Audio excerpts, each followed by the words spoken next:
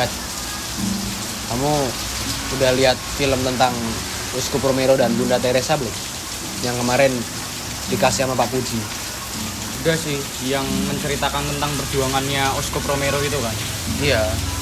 Ya kayak aku nggak nyangka juga sih seorang uskup yang punya jabatan ibaratnya udah tinggi ya, sama seorang Bunda Teresa yang dia tuh memang utusan dari Katolikan. Mereka tuh kayak punya punya nyali gitu loh, Gat. Iya. Mau mengorbankan jabatannya atau ibaratnya mereka tuh udah punya privilege yang enak kalau bisa dibilang. Bunda Teresa yang tinggal di mana itu, Gat, sekolah ya, punya privilege dan segala macam, tapi mereka tuh mau kayak keluar gitu loh, Gat, dari zona nyamannya buat membantu orang-orang yang kayak ibaratnya implementasi atau perwujudan dari sebuah dunia gitu loh, yang sangat bermacam-macam. Ada orang miskin, orang kurang mampu, orang bodoh gitu, Gat. Dan aku pun juga melihat filmnya ini berkesan banget, karena dari situ kita bisa melihat perspektif yang nggak pernah kita rasain sebelumnya. Betul. Perspektif tentang kesenjangan sosial yang mungkin nggak dirasakan sama orang-orang yang mungkin beruang. Betul. Orang-orang yang punya privilege. Ya. Dari situ kita bisa melihat dari perspektif kecil, dari perspektif yang lebih rendah dari kita. Bagaimana sih sebenarnya yang dirasakan oleh mereka itu? Bagaimana sih sebenarnya perjuangan-perjuangan yang ia rasakan?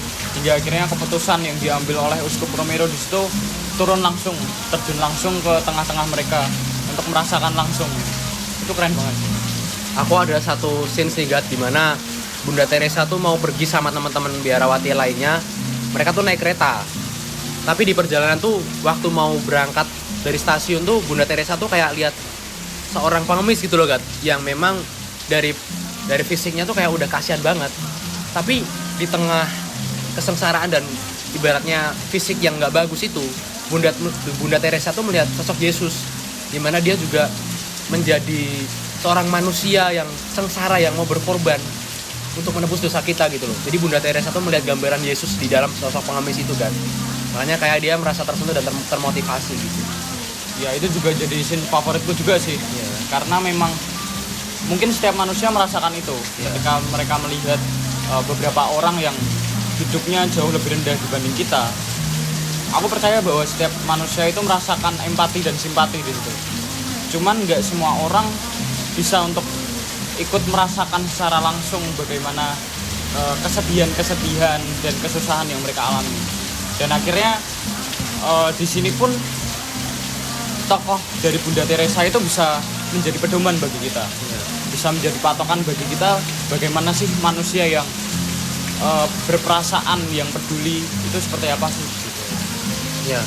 Dan kalau kita lihat nih, Gat, ya, kita coba bayangin deh kalau di sekitar kita sekarang ini, Gat, bagaimana kita sebagai seorang pelajar, apalagi sekolah di SMA College de Brito itu, bagaimana kita bisa berperan seperti Uskup Romero dan juga Bunda Teresa. Kira-kira peluang apa yang bisa kita ambil, atau siapa sih yang bisa kita bantu sebagai implementasi dari gereja dan dunia? Kita ini kan hadir sebagai gereja, kan, untuk membantu dunia gitu loh. Kira-kira di sekitar kita tuh siapa sih yang kayak perwujudan dari dunia itu sendiri? Ya, mungkin kalau dari kita sendiri, terutama kapasitas kita kan adalah siswa SMA.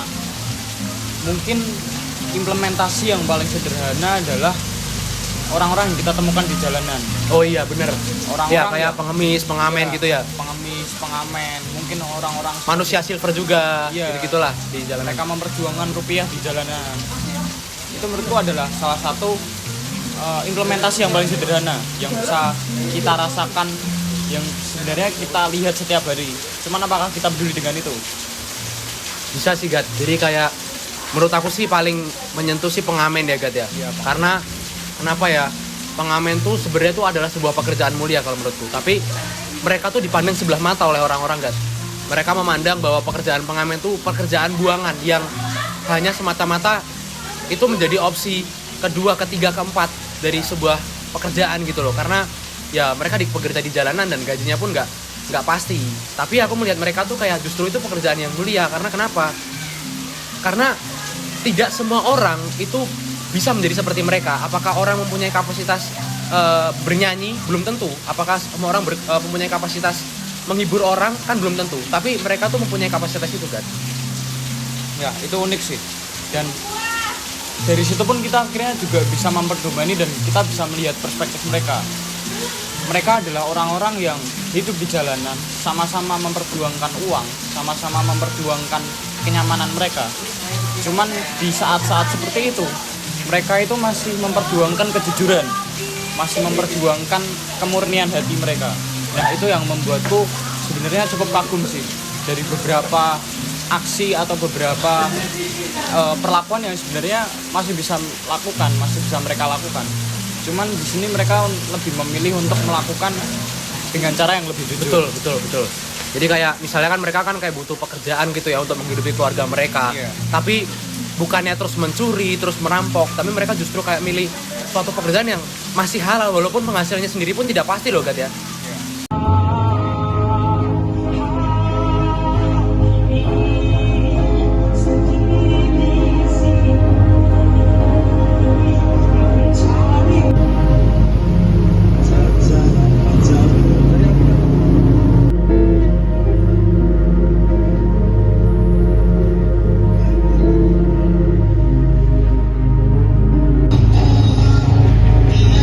Dia bertarung dengan kesenjangannya. Alhamdulillah dapat.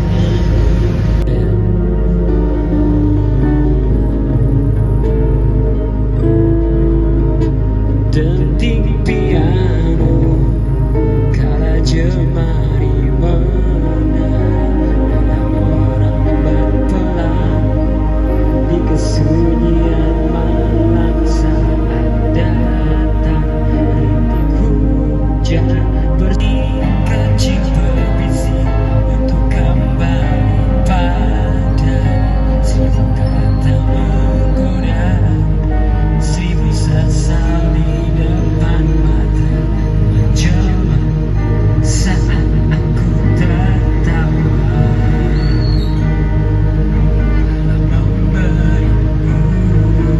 dosa melepas semua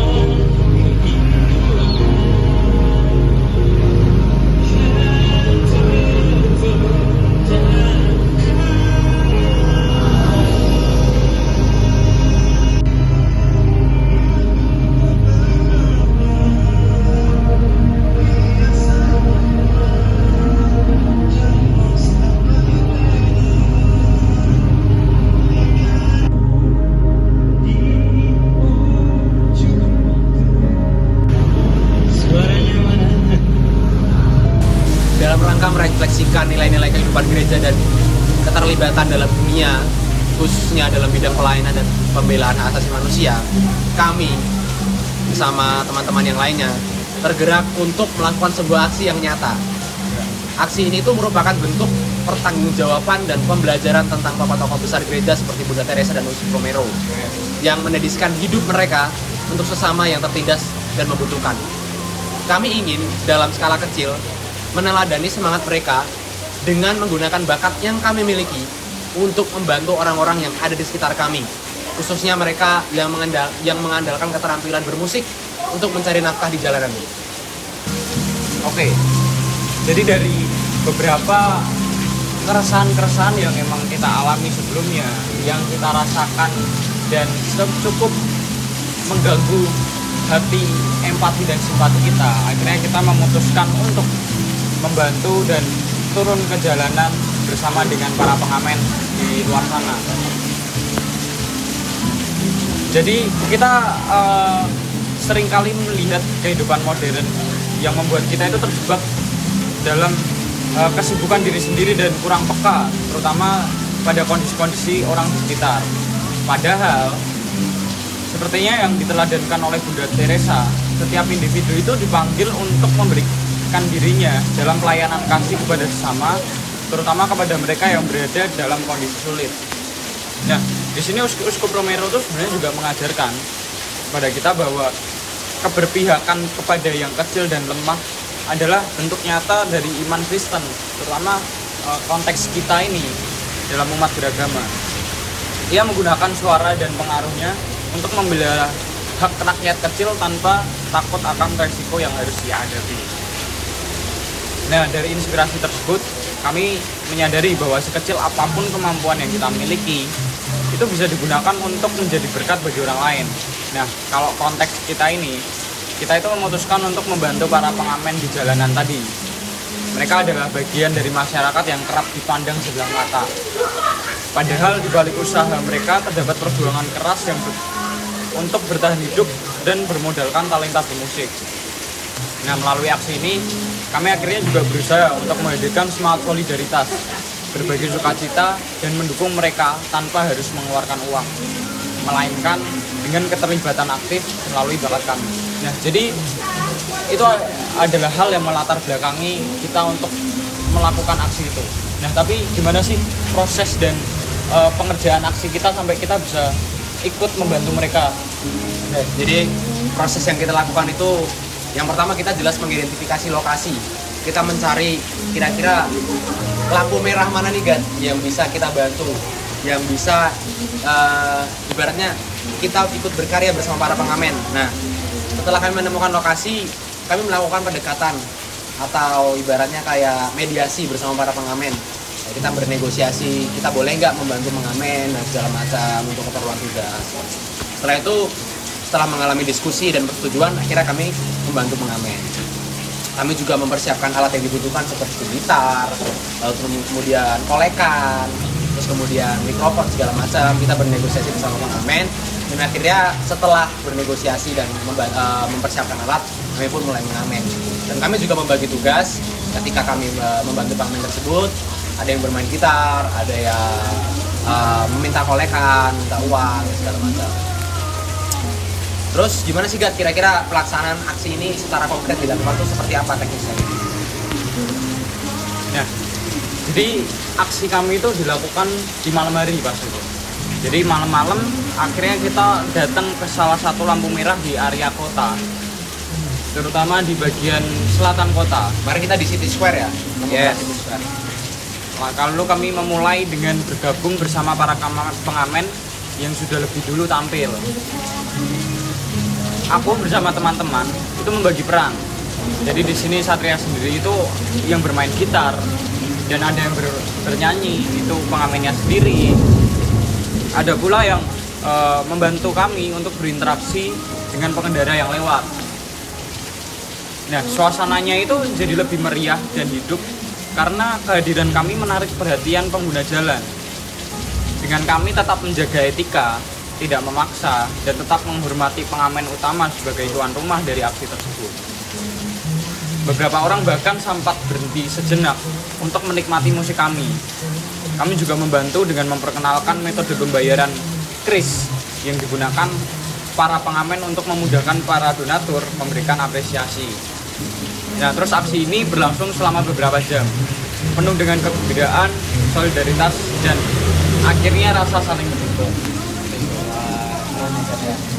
Ya, kami harap teman-teman yang lain juga bisa menemukan sosok Yesus di tengah-tengah dunia yang sangat kompleks itu, dan bagaimana kita sebagai pelajar SMA itu bisa menjadi Uskup Romero dan juga Bunda Teresa yang mau mengorbankan dirinya, mengorbankan keunggulan dan juga privilege-nya untuk membantu dunia.